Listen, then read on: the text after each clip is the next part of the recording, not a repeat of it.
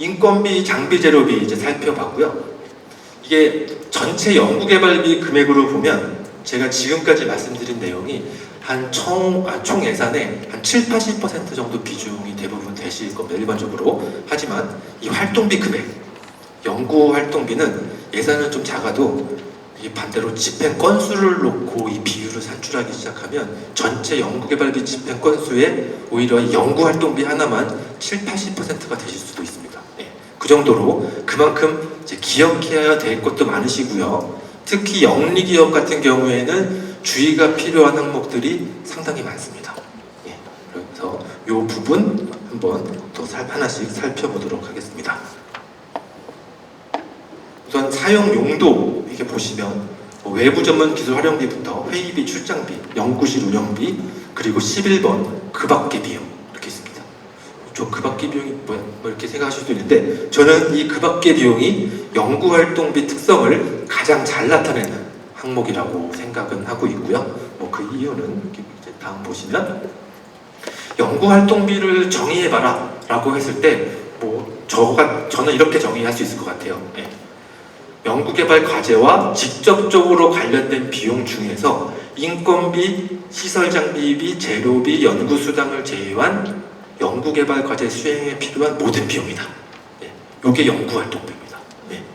이런 특성을 가지고 있다가 보니까 앞서서 보여드렸던 사용 용도라든지 다른 규정에 나와 있는 예시들은 그런 사용료들은 그냥 가장 일반적으로 잘 나타나는 발생하는 대표적인 항목만을 예시드렸을 뿐입니다. 그래서 하나의 동일한 활동이라고 하더라도 상황에 따라서 얼마든지 다른 항목으로도 분류되실 수도 있습니다. 그렇기 때문에 정산 과정에서 저 11가지 사용 용도 이제 보여드렸던 저 분류가 잘못 선택됐다고 불인정 받으시는 경우 없습니다.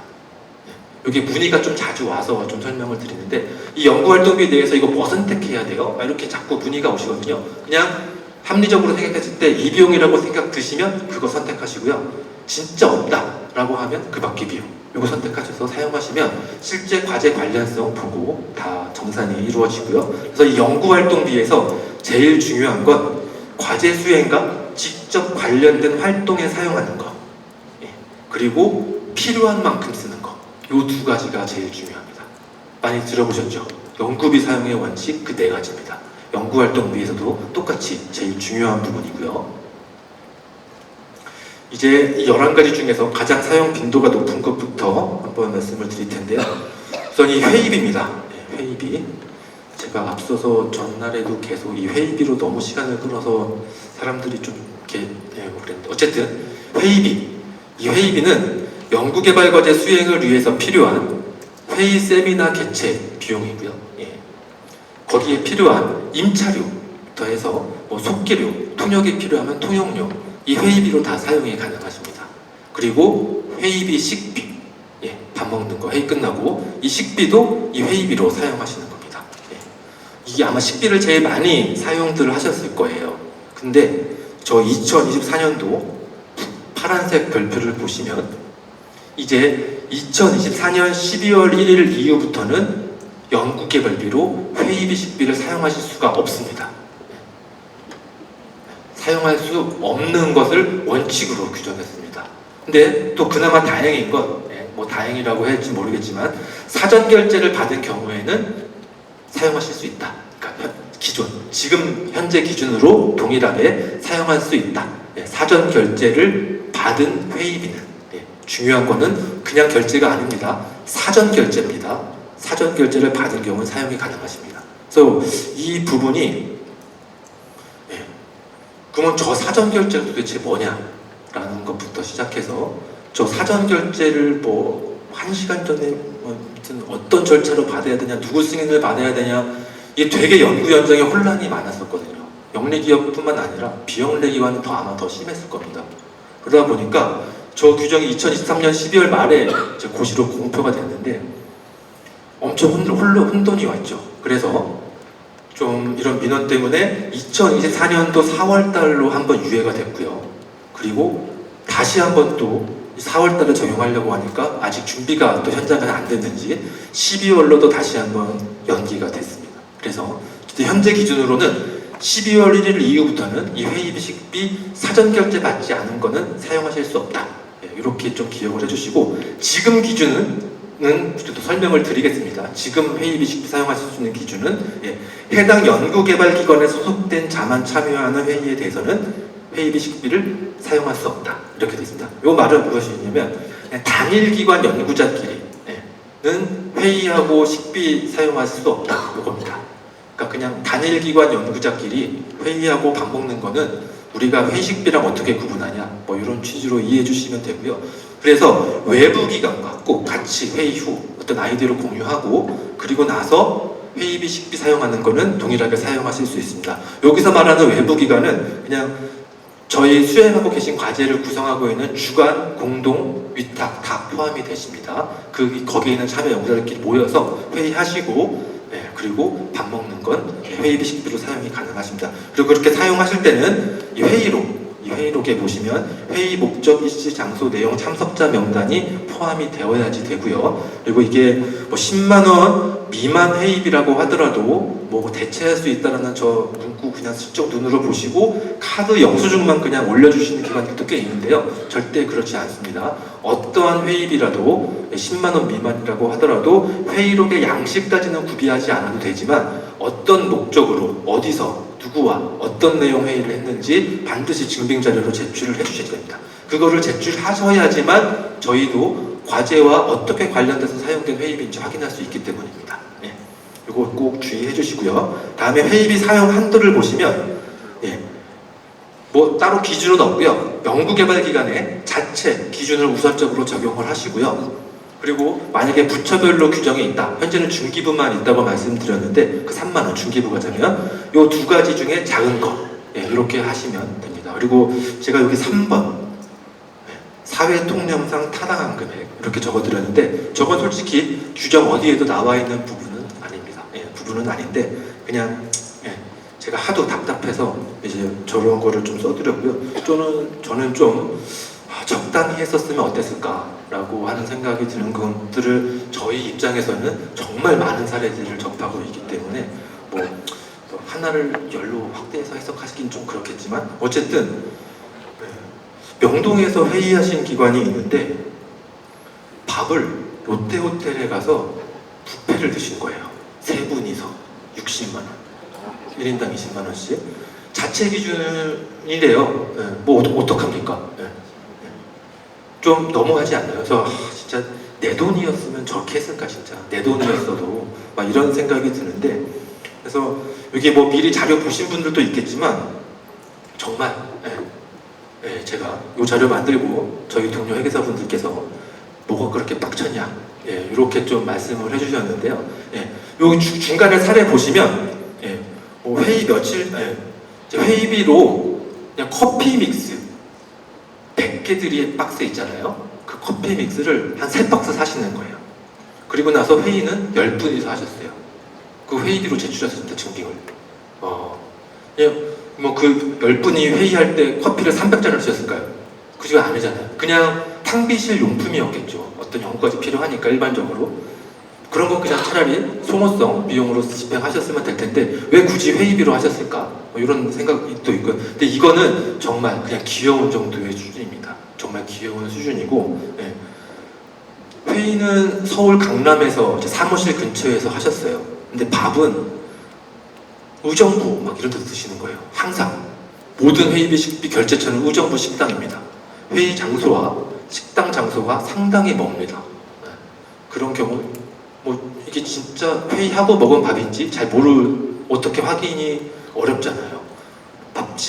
맛집을 찾아갔다고 하는데 실제 다 확인해 보면 대부분 대표님 집 근처세요. 책임자님 집 근처든. 또 회사 근처에서 항상 뭐 그쪽 주변에서 그냥 동일한 식당에서 동일한 주일에 동일한 시간대에 거의 똑같은 금액이 정기적으로 계속 결제가 됩니다. 구내식당이에요. 구내식당. 구내식당에서 직원들 그냥 식권 선결제 하시는 겁니다. 아니라고 하면서 막 일식 3만 원 해서 회의록 작성해서 제출해 주시는데 저희도 들여다보죠. 구글맵 잘 되어 있잖아요. 네이버지도. 그냥 구내식당처럼 생겼어요. 어디 들어가 보니까 홈페이지도 다행히 있었어요. 7,000원짜리 이상 메뉴가 없었습니다. 말이 안 되잖아요. 이런 경우도 있고, 또 1년이 365일인데 그 1년 동안 회의를 276번인가 하셨어요. 휴일 빼면 매일 하신 거예요. 참석하시는 연구자도 똑같습니다. 외부 연구자도 똑같이 항상 명단에 들어와 있어요. 이걸 저희가 어떻게 봐야 됩니까? 뭐 정말 회의하셨겠죠. 그래서 저희 뭐 이거 하려고 하다가 저희 솔직히 막 불인정을 끝까지 간 경우도 있고 못 간 경우도 있긴 한데 좀 이게 회의비, 식비가 진짜로 필요하십니다. 필요하십니다. 뭐 어떤 아이디어 공유라든지 정말 필요하신데 왜 뭐 남들도 다 저렇게 해왔고 뭐 저렇게 해도 된다고 했었으니까 그냥 공공연한 비밀처럼 이렇게 쌓여왔던 게 그냥 한 방에 터져버려서 회의비, 식비를 원천적으로 사용할 수 없는 것처럼 지금 만들어버렸거든요. 그래서 이게 너무 안타깝기도 하고 이게 밥 먹는 거다 보니까 진짜 유혹에 빠지실 수는 있어요. 쉽거든요. 밥만 먹고 영수증 있고 술값만 안 나오게 뽑아내면 되고 회의로 하나쯤 더 만드는 거 1도 아니실 수 있잖아요. 근데 계속 그렇게 쓰시다 보면 부정사용의 징후가 더 커지시고 신뢰도가 확 떨어지시게 되면 회계법으로 인해서 모든 사용권에 대해서 다 의심을 하게 됩니다. 더 힘들어지실 수도 있으세요. 저희가 과제 관련성을 재료비 쪽은 잘 못 보더라도 이 회의비, 식비 쪽은 진짜 전문가답게 볼 수 있습니다. 워낙에 쌓인 노하우가 많아서 그렇기 때문에 이 회의비, 식비 유혹에 진짜 빠지지 마시고요. 여기 참석하신 분들이라도 좀 한번 부탁을 드릴게, 뭐 실무자 분들이라고 하신다면 그냥 대표님이 어디서 밥 먹었는지 모르겠지만 카드 영수증 한 장 던져주고 회의록 만들어서 회의비 처리해 라고 지시를 받으시면 그냥 단호하게 거부하십시오. 안 된다고 하든지 아니면 그냥 대표님이든 책임자분에게 아까 말씀드렸죠? 회의 목적, 일시, 장소, 내용, 참석자 명단 다 기재해서 가지고 오라고 하세요.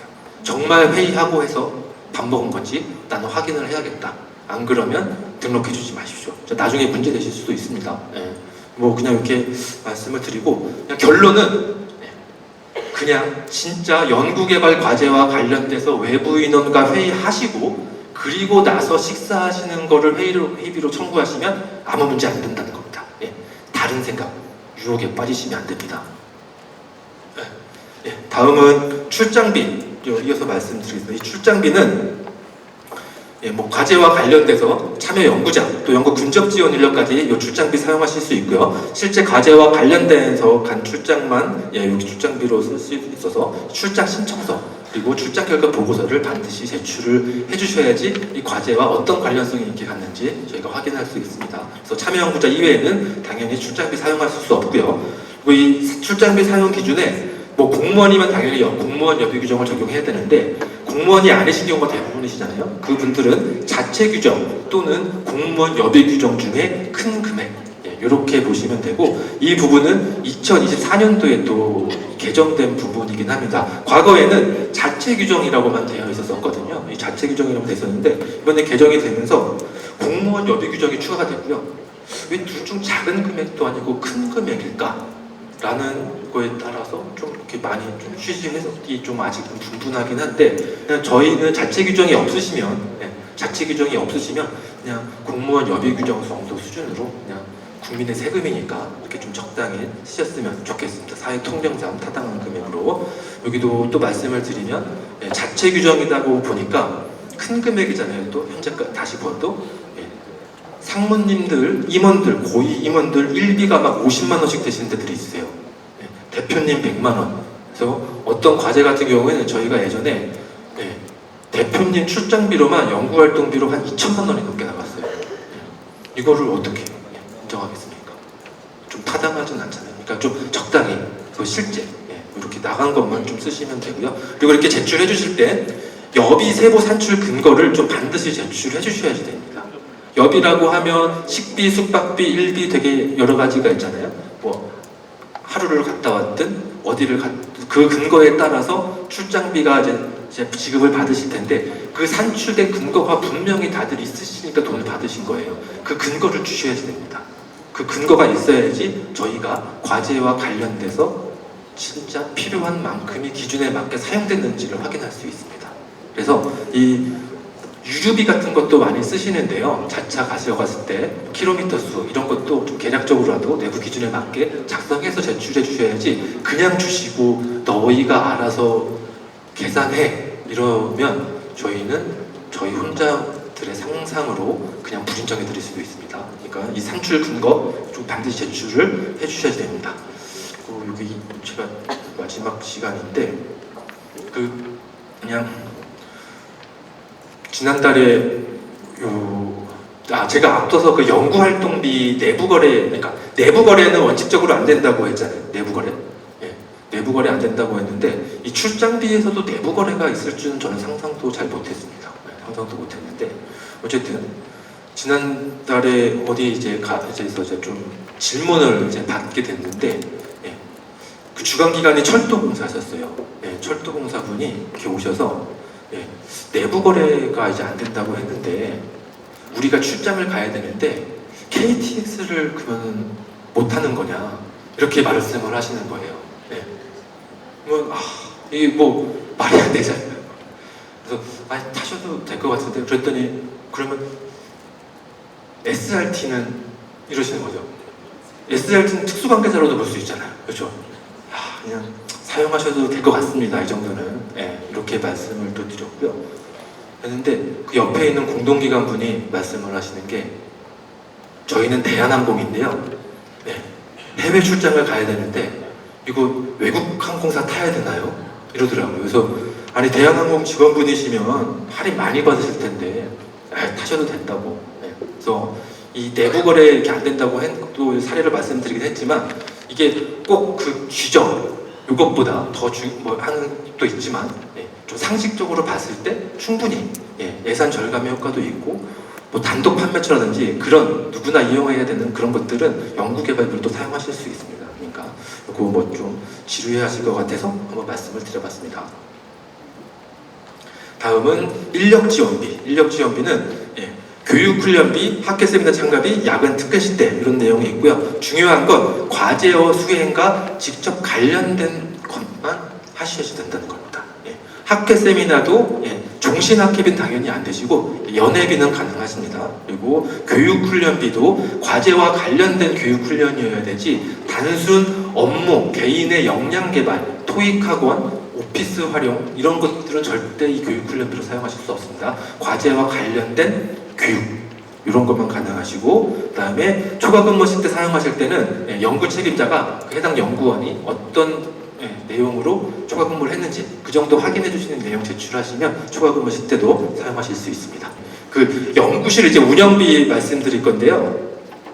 연구실 운영비는 크게 4가지로 분류하실 수 있고요. 첫 번째가 사무용 기기 및 사무용 소프트웨어 구입 설치, 임차 비용 이런 거 쓸 수 있고 또 둘째 연구환경 유지비, 셋째 사무용품비 그리고 마지막으로 연구실 운영에 필요한 소모성 비용 이렇게 4가지로 분류하실 수 있습니다. 그래서 첫 번째 하나하나 좀 살펴보시면 사무용 기기와 사무용 소프트웨어 사실 수는 있습니다. 그 사무용 기기에는 뭐 컴퓨터, 프린터 이런 거겠죠. 그리고 주의하실 거는 USB나 마우스, 키보드 이런 것들이 좀 작잖아요. 요거를 사무용품으로 좀 혼동을 하시는 경우가 있는데 그렇지 않고요. 컴퓨터와 관련된 어떤 범용성 물품들 이런 거는 사무용 기기로 봅니다. 요거 좀 주의해 주시고요. 그 다음에 사무용 소프트웨어는 뭐 윈도우, 오피스 이런 것들 말씀드립니다. 그리고 영리기관은 영리기업은 연구개발 계획서의 총 금액, 품목 금액, 수량 단가를 반드시 반영하고 사용하셔야지 됩니다. 여기 기억해 주시고요. 다음은 연구환경 유지비입니다. 연구환경 유지비는 연구실 냉난방, 청결한 환경 유지를 위해서 필요한 기기 비품 그 유지비용 요거 사실 수 있는데 제가 여기 냉난방, 청결한 환경 유지 이런 거 말씀을 드리면 이제 에어컨, 공기청정기 떠올리실 거고 이런 거 살 수 있는 거였네? 라고 생각하시는 분들도 있을 텐데요. 살 수는 있습니다. 살 수는 있는데 단 지금 이 3가지 요건을 모두 충족하셔야지만 살 수 있습니다. 연구환경 유지비로 보시면 연구실에 비치하셔야지 되고요. 뭐 단순한 냉난방 청결한 환경 유지는 아니어야지 되고 또 기기 비품 구입과 관련된 비용이어야지 됩니다.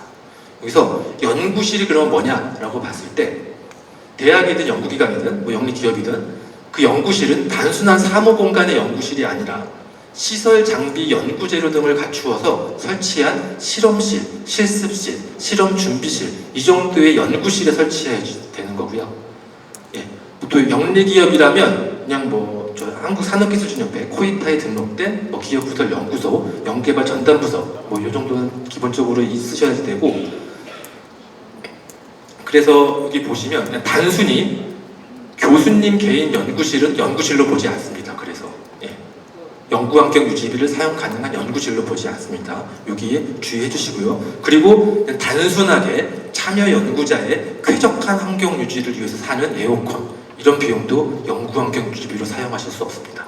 예. 이 특정한 환경, 조건을 조성하기 위해서 에어컨을 사야 된다든지 뭐 공기청정기가 필요하다든지 이럴 때 사실 수 있는 비용입니다. 그리고 그냥 뭐 또 기기 비품 구입과 관련된 거여야지 그냥 뭐 환경 개선 뭐를 위해서 페인트 칠을 다시 했다 이런 것도 안 된다는 겁니다. 예. 그러면 이 세 가지 요건을 다 충족을 하면 이 연구환경 유지비로 에어컨, 공기청정 이런 거 사실 수는 있습니다. 그리고 영리기업은 또 총금액, 품목금액, 수량, 단가, 연구개발 계획서에 반영해야지만 사실 수 있고요. 다음은 사무용품비입니다. 사무용품비는 그 범위나 정의는 솔직히 명확히 규정된 것은 없고 그냥 이것도 상식의 개념으로 이해해 주시고 전문기관이나 회계법인별로 인정 범위에 다 차이가 있을 수밖에 없습니다. 그렇기 때문에 최대한 보수적으로 좋게 해석하실 것을 권고하고 그냥 복사 용지, 토너, 필기구, 노트, 펜, 포스트잇 이 정도 사무용품 정도로 사시면 되고요. 그냥 필요한 만큼만 사주시면 충분히 아무 문제 안 되고 다시 말씀드리면 이 사무용 기기와 헷갈리시면 안 됩니다. 책상, 의자, 가구를 사무용품처럼 생각하시고 사시는 경우도 있는데 그건 사무용 기기 쪽에 가깝습니다. 사무용 가구 주의해 주시고 또 연구실 운영에 필요한 소모성 비용은 이것도 뭐라고 말씀을 드릴 수는 없어서 그냥 통상적으로 더 작은 소모성인데 사무용품으로 보지 않는 것들 통칭하게 되면 그냥 제 생각에는 꽉티슈, 꽉티슈 요 화면에 보이시는 것 정도. 근데 안타까운 게 영리기업은 소모성 비용은 아예 사용하실 수 없습니다. 연구개발 계획서에 반영해서 사용하지 못하는 겁니다. 이 영리기업은 이런 소모성 비용은 사용하실 수 없다 이렇게 보시면 되고요. 제가 지금 계속 영리기업은 안 된다 계획서에 반영하고 쓰여야 된다고 하셨는데 다시 한번 요약을 해드리면 총 요 1, 2, 3, 4번 사무용 기기, 사무용 소프트웨어, 연구환경 유지비 쭉 있는데 이 중에서 1, 2번은 연구개발 계획서에 영리기업이라면 계획서에 기재된 대로만 사용하셔야지 되고요. 이 계획서에서 기재된 것 중에서 총 금액이 바뀌거나 품목이 변경되거나 수량이 바뀌는 경우 전문기관의 승인을 반드시 받고 진행하셔야 됩니다. 이 품목 수량 단가가 이 활용관리계획 별지 제4호서식인데 별지 제4호서식에 상당히 구체적으로 제출하셔야 돼요. 기재에서 그게 하나하나 바뀌는 거 다 승인받고 사용하셔야 된다는 내용입니다. 요거 좀 주의를 해주시고 제가 지금 오늘 좀 시간을 지금 영리기업은 계속 안 된다 항상 승인받고 써라 이렇게 말씀을 드리고 있는데 이 연구실 운영비도 계속 그랬잖아요. 그런데 그러면 이 연구실 운영비 비영리기관은 어떨까요? 비영리기관은 현재 규정상으로는 계획서의 반영 여부 크게 삼지 않고 승인 여부도 크게 없습니다. 현재 규정에는 내부 자체 규정에 따라서 구매 절차를 통하고 그렇게 해서 사용하면 된다 이렇게 되어 있긴 합니다. 그러다 보니까 이 연구실 운영비를 비영리기관에서 좀 최근에 진짜 문의가 너무 많이 들어오고 있어요. 작년에도 그랬는데 최근에 진짜 더 많이 들어오고 있는데 저희 병원인데요. 저희는 대학교인데요. 노트북을 사려고 합니다. 연구실 운영비로 살 수 있으니까 비영리기관은 일단 전제를 까세요. 증명자료 뭐를 내면 됩니까? 어디 사무실에 가구가 지금 필요한데 비영리기관은 자체 규정에 따라서 구매 절차를 통하면 살 수 있다고 되어 있다. 우리 내부 자체 규정에 따라서 살려고 한다. 예. 문제 없죠? 예. 이런 식으로 물어보세요. 그냥. 그러면 저희는 답변을 항상 해드려요. 예. 사실 수는 있다. 자체 규정에 따라서. 하지만 방금 말씀드렸던 연구환경 유지비의 3가지 요건 다 충족하시는지 다시 한번 검토해보고 쓰셔라. 이렇게 말씀을 드립니다. 이게 저희가 계속 요 혁신법이 시행되면서 비영리기관들의 이 연구신용비가 이제 점점 이렇게 막 되고 있는데 정말 많이들 쓰세요.